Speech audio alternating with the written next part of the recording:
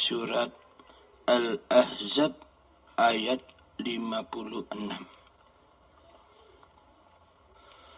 Bismillahirrahmanirrahim. Inna Allaha wa malaikatahu yusalluna 'alan nabi ya ayyuhalladzina amanu sallu 'alaihi wa sallimu taslima. Artinya, sesungguhnya Allah dan malaikat-malaikatnya bersolawat untuk Nabi. Hai orang-orang yang beriman, bersalawatlah kamu untuk Nabi dan ucapkan salam penghormatan kepadanya. Jadi arti syariatnya, sesungguhnya Allah memuji Rasul Muhammad sallallahu alaihi wasallam di hadapan para malaikatnya. Dan para malaikatnya berdoa untuknya. Wahai orang-orang yang beriman kepada Allah dan melaksanakan apa yang disyariatkannya untuk hamba-hambanya, bersalawatlah atas Rasul dan berikan salam penghormatan kepadanya. Ini makna umumnya demikian. Mari kita coba mengkaji makna hakikatnya, makna yang tersembunyi, makna mutasyabbihatnya. Bismillahirrahmanirrahim. Innallaha, sesungguhnya Allah, wa malaikatahu, dan para malaikatnya Allah, yusalluna 'alan nabi, bersalawat kepada Nabi. Ya ayyuhalladzina amanu, wahai orang-orang yang beriman, sallu 'alaihi wa sallimu taslima, berselawatlah kamu untuk Nabi dan ucapkanlah salam penghormatan kepadanya. Bismillahirrahmanirrahim. Innallaha, sesungguhnya, hayatullah, sesungguhnya uripe Allah, sesungguhnya hidupnya Allah yang meliputi seluruh para malaikatnya Allah. Jadi hidup yang ada pada seluruh malaikatnya Allah itu ya hidupnya Allah. Yang menghidupi para malaikat itu pun juga Allah.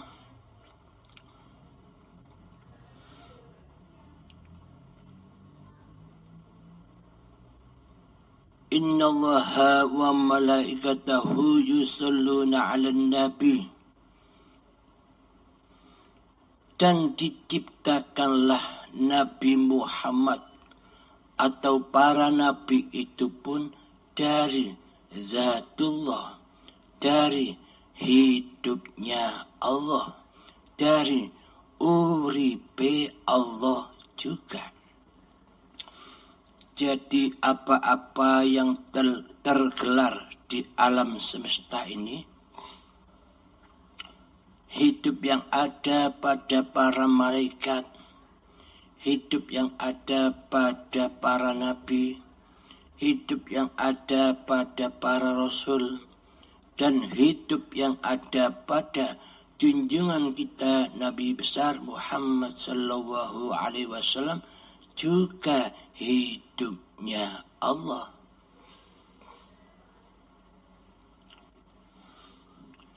Ya ayyuhalladzina amanu, wahai orang-orang yang beriman.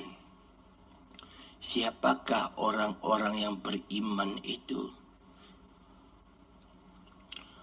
orang-orang yang beriman di sisi Allah itu adalah manusia yang sudah mempersembahkan kembali, mengabdikan kembali bahwa hidup ini hidupnya Allah. Inilah yang dimaksud orang-orang yang beriman di sisi Allah. Yakni orang-orang yang sudah beragama dan bertuhan di sisi Allah.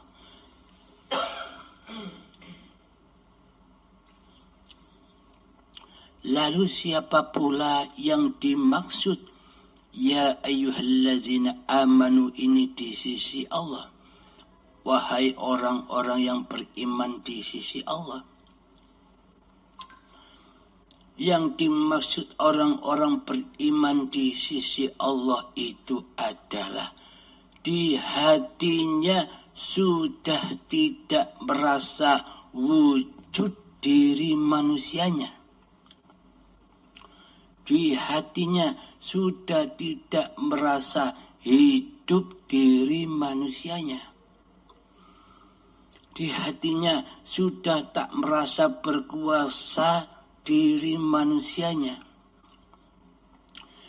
Di hatinya yang sudah tak merasa punya kehendak, daya, upaya dan ikhtiar apapun di hatinya. Bagi mereka yang di hatinya sudah tak merasa berilmu lagi di hatinya. Manusia yang sudah tidak merasa mendengar dan melihat lagi di hatinya. Dan bagi orang-orang yang sudah tidak merasa bisa berkata-kata apapun di hatinya kecuali Allah, kecuali hidup hayatullah. Inilah yang dimaksud ya ayyuhalladzina amanu. Inilah yang dimaksud orang-orang yang beriman di sisi Allah. Iman yang original, iman yang dibawa para nabi dan yang dibawa oleh para rasul, yakni tauhid, yakni selalu hatinya mengesahkan Allah daripada mengesahkan wujud diri manusianya di hatinya. Inilah orang-orang yang beriman di sisi Allah. Mari sahabat, mari kita tes, mari kita cek di hati kita ini. Apakah iman yang seperti itu sudah ada, sudah nyata pada diri kita, di hati kita selama ini? Bila di dalam hati kita yang masih merasa wujud, yang masih merasa hidup, yang masih merasa berkuasa, yang masih merasa punya daya upaya dan ikhtiar, yang masih merasa berilmu, yang masih merasa bisa melihat, yang masih merasa bisa mendengar, yang masih merasa bisa berkata-kata di hati ini, bahwa semua itu dari kuasa diri manusianya yang wujud, maka itu belum dikatakan ya ayyuhalladzina amanu di sisi Allah. Meskipun setiap hari kita bersolawat 1.000.000 kali banyaknya, namun di hati kita yang merasa wujud, yang merasa hidup, yang merasa berkuasa membaca sholawat masih diri manusianya. Maka apapun yang dibacanya, apapun yang dilakukannya, semuanya jatuh menyembah yang fana, yakni menyembah hawa nafsunya sendirilah yang merasa berkuasa untuk melakukan apa saja sekehendak hatinya.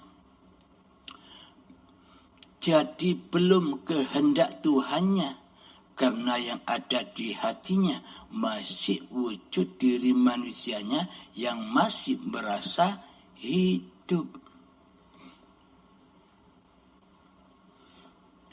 Jadi yang dikatakan ya ayyuhalladzina amanu, wahai orang-orang yang beriman, itu adalah yang mengikuti ajaran para nabi dan ajaran para rasul. Apa inti dari segala inti ajaran para nabi dan para rasul itu? Yakni membawa tauhid, mengenalkan Allah sang pencipta diri manusia dan alam semesta ini. Itu inti dari segala inti ajaran yang dibawa oleh para nabi dan rasul. Bahkan yang dibawa Kanjeng Nabi Muhammad pun sama, yakni membawa agama tauhid. Awaluddin ma'rifatullah. Awal sebuah agama itu adalah mengenal Allah. Mana mungkin kita dikatakan beragama, mana mungkin kita dikatakan bertuhan, sedangkan di hati kita belum ada Tuhan, belum ada wujud selain wujud diri manusia kita saja. Berarti selama ini yang dipertuhankan, yang diberhalakan, yang menjadi tauhid sesembahan diri kita selama ini di hati kita adalah hawa nafsu kita sendiri, bukan Allah. Karena selama ini kita belum ya ayyuhallazina amanu, belum masuk pada tatanan orang-orang yang beriman kepada Tuhannya.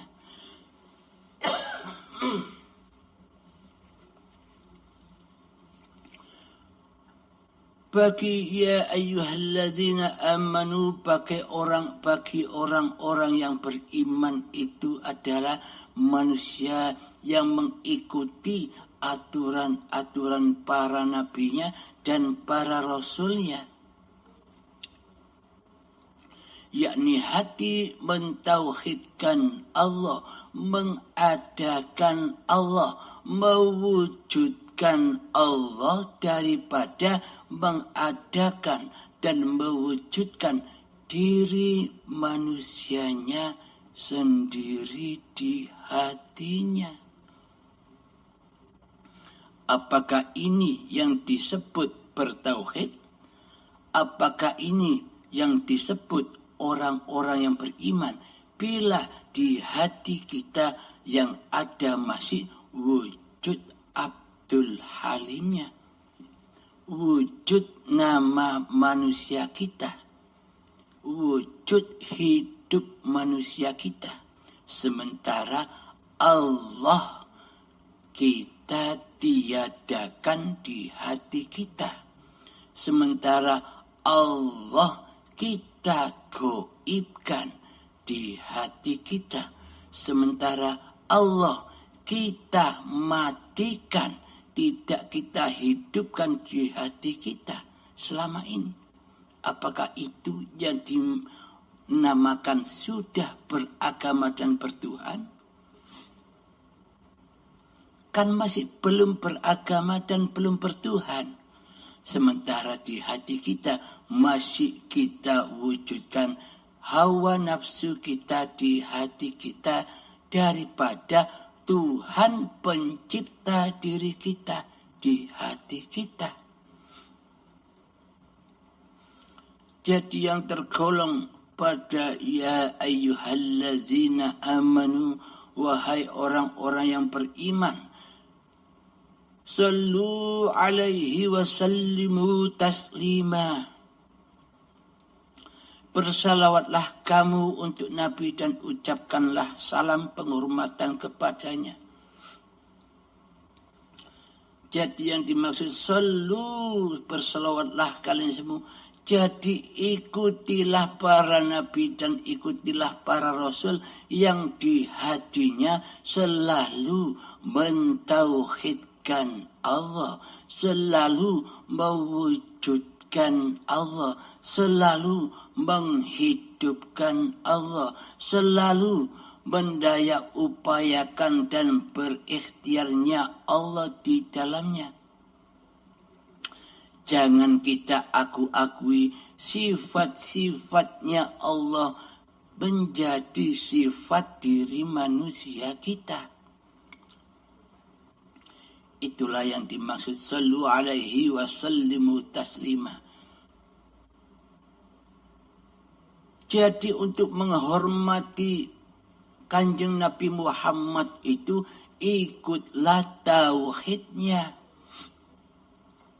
Bila kita sudah mengikuti tauhidnya, hati Kanjeng Nabi Muhammad tidak merasa hidup diri Muhammadnya kecuali hayatullah.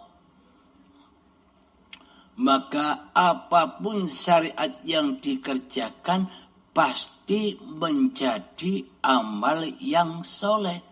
Bila hati kita tergolong orang-orang yang mukmin, orang-orang yang beriman kepada Allah, yakni hati tidak mensekutukan Allah dengan wujudnya Allah, dengan wujud diri manusia kita sendiri. Hati tidak mensekutukan hidupnya Allah dengan hidup manusia kita sendiri di hati kita.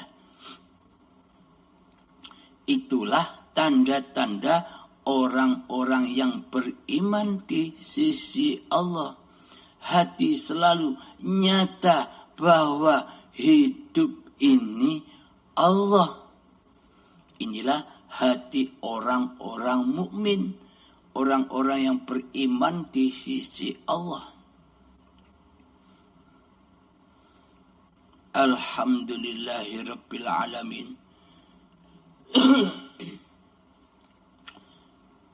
Jadi pada intinya bersalawat ini meneguhkan, mengikrarkan bahwa hidup ini Allah yang menghidupi, para malaikat-malaikatnya Allah yang menghidupi, para nabi dan rasul ya Allah.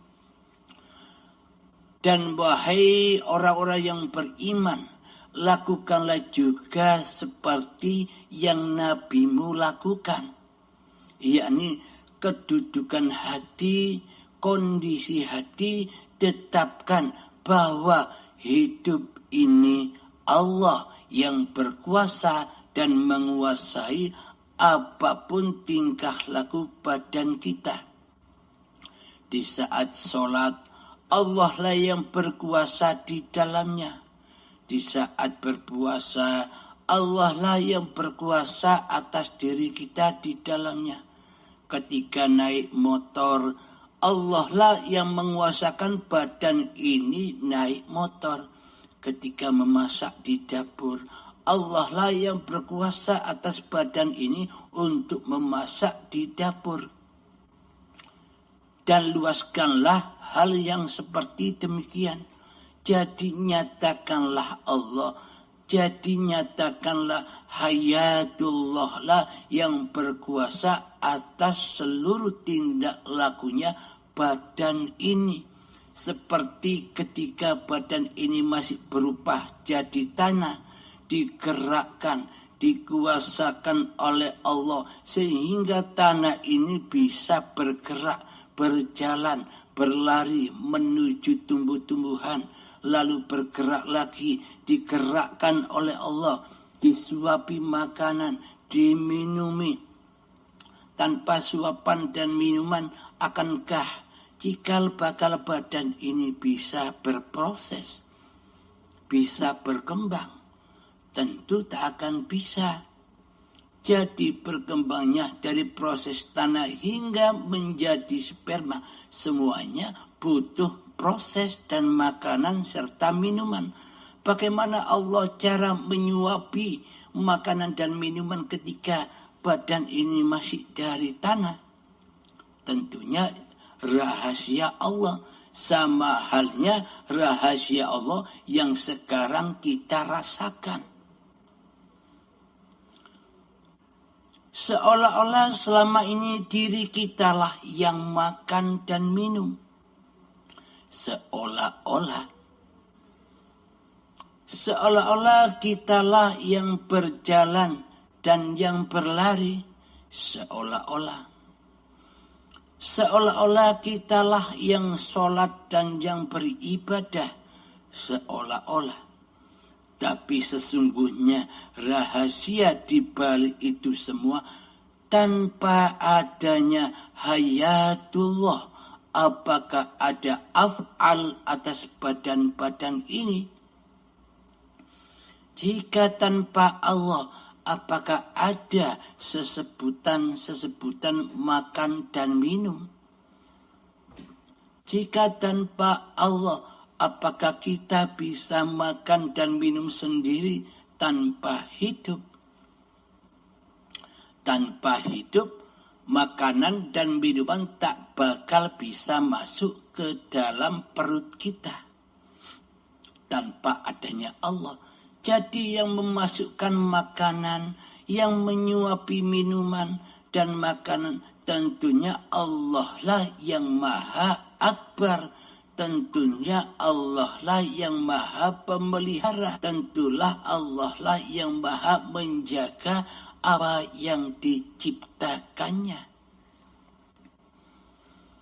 Jadi ketika makanan dan minuman disuapkan oleh hidup kepada badan ini, jadi artinya bukan Allah butuh makan.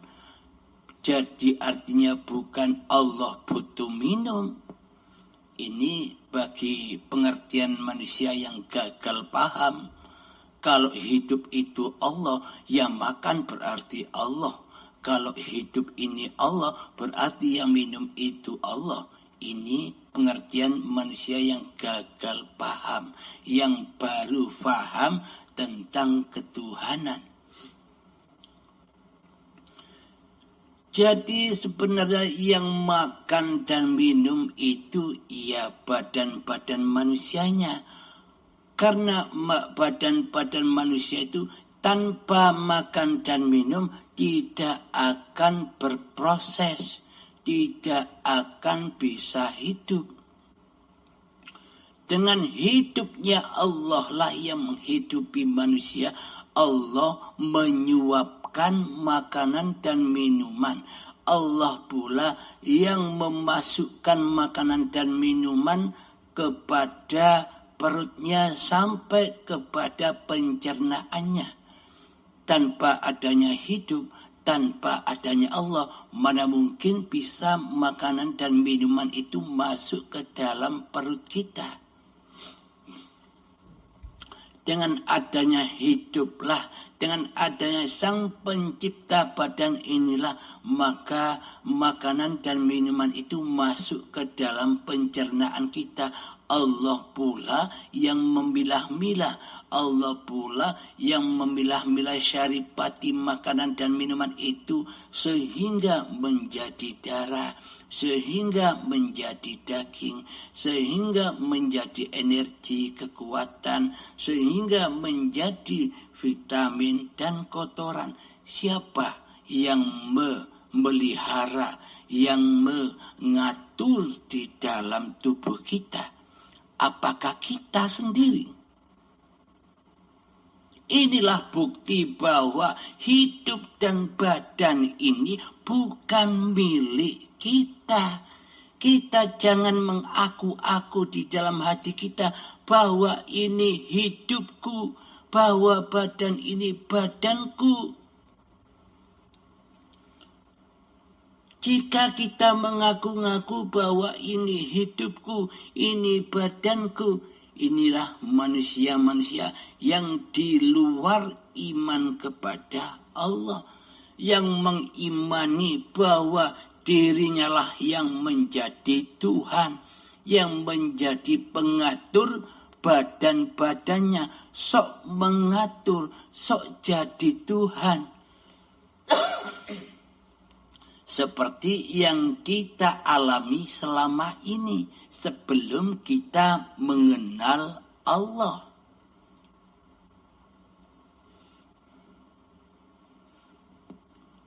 Kita mengaku-ngakui hanya di luar tubuh saja, karena kita selama ini memang tidak pernah masuk ke dalam tubuh. Kita hanya berpenampilan di luar tubuh, seolah-olah kita ngaku-ngaku tubuh ini milik kita. Karena itulah hati kita gelap gulita dan keras melebihi kerasnya batu dan menjadi bahan bakarnya api neraka. Kapan? Ya saat ini juga. Kita sibuk berziarah ke makam-makam para wali, sedang kuburan kita yang ada di dalam diri tidak kita perhatikan. Cobalah masuk ke dalam dirimu, bacalah dirimu, Iqra' kitabak, bacalah kitab-kitabmu. Iqra', bacalah, bismi rabbikal ladzi khalaq, dengan nama Tuhanmu yang menciptakan dirimu. Jadi dengan apa kita membaca diri? Bukan dengan diri kita sendiri. Akan tetapi bacalah dirimu dengan nama Tuhanmu yang menciptakan dirimu. Jadi memandang masuk ke dalam diri itu dengan penciptanya, bukan masuk sendirian. Bila kita merasa masuk, yang bisa masuk ke dalam diri, kita tak bakal bisa masuk tanpa Allah.